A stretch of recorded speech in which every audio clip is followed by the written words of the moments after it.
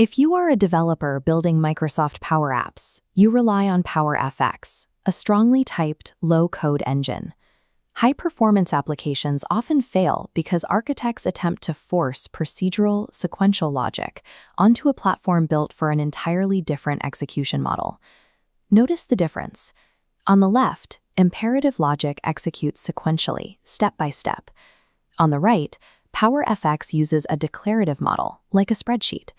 Change one input, and updates cascade instantly through dependent formulas. You simply define the application state, and outputs recalculate automatically. The PowerFX engine determines the execution flow based on these state changes, not the developer's step-by-step commands. Type inference catches errors early, but your variable and field names must match the data source schema exactly for dependency mapping to function. Professional PowerFX development requires moving away from sequential commands to design interconnected dependency webs across the application. A major bottleneck in application performance is the process of retrieving massive datasets over a network into local memory. Power Apps imposes a strict local memory limit, typically capping data retrieval between 500 and 2,000 records.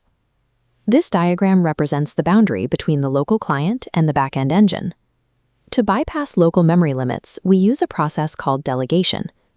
When a query is non-delegable, the application attempts to pull the entire database across this boundary. It hits the record limit in local memory, leaving the remaining data unprocessed. However, with a delegable function like filter or search, the query logic itself crosses the boundary to the backend. The backend server processes the logic internally and returns only the specific subset of records required by the client. To maintain this efficiency, developers must use delegatable operators, such as equals or starts with, on indexed backend columns. Scalable architecture pushes query processing down to the data source rather than computing results within the client's memory. Once the targeted data payload reaches the local client, it enters the data execution phase. You often need to prepare this data for the UI without applying permanent changes to the backend database schema. We handle this by combining shaping functions like AddColumns and ShowColumns to manipulate the table structure in memory. When a raw database table enters local memory from the backend, it may not be in the final format the UI requires. We dynamically append a new column, such as calculating days open, using the dateDiff function, without changing the source data. By then dropping unnecessary original columns, we leave a clean, optimized payload for the UI interface to render. This technique allows you to populate dynamic dropdowns or prepare clean data structures for export to Power Automate.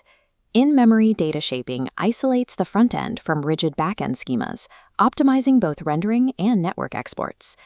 Beyond reading data, the application must eventually write information back to the server.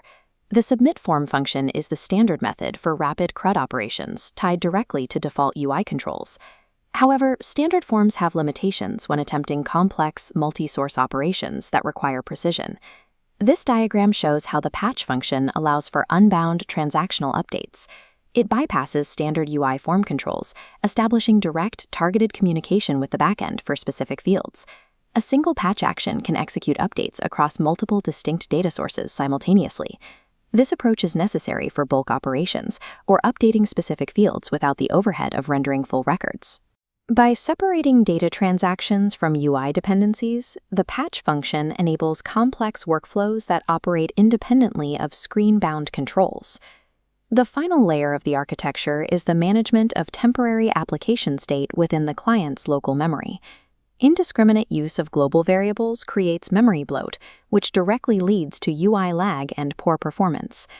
This diagram illustrates a strict hierarchy for state management. The outermost layer is the set function. This should be restricted to true application-wide settings, such as the current user's profile. In the middle layer, UpdateContext handles screen-scoped logic, such as toggling pop-ups or managing multi-step wizard stages. You can also manage temporary in-memory tables using ClearCollect to cache static lookup tables and minimize redundant network calls. The deepest layer is the inline with scope. The with function eliminates duplicate formula executions by holding dynamic calculations in line. These are cleared from memory the moment the calculation is finished. You can further optimize this by using coalesce to handle null values sequentially, which avoids the performance cost of nested if conditions. Tightly scoping application state ensures the client memory footprint remains small, maintaining UI responsiveness during complex operations. This map unifies these distinct execution layers into a single architectural model. At the backend layer, delegated queries overcome memory limits by processing logic at the source. In the transit layer, in-memory functions shape the data payload for efficient use by the interface. The execution layer uses patch transactions to push precise data updates back to the server. Finally, the local layer ensures client logic is isolated and contained within a with scope. To centralize these patterns, use named formulas in app.formulas. This allows you to define global logic once and simplifies future refactoring. Additionally, use explicit schema casting, like GUID or value, when referencing non-string keys, to eliminate the overhead of dynamic typecasting. Optimized Power Apps respect the declarative engine by delegating data processing to the source and maintaining precise control over local state scoping. What is your preferred Power FX strategy for optimizing gallery performance or handling complex data streams? Let's discuss your approach in the comments.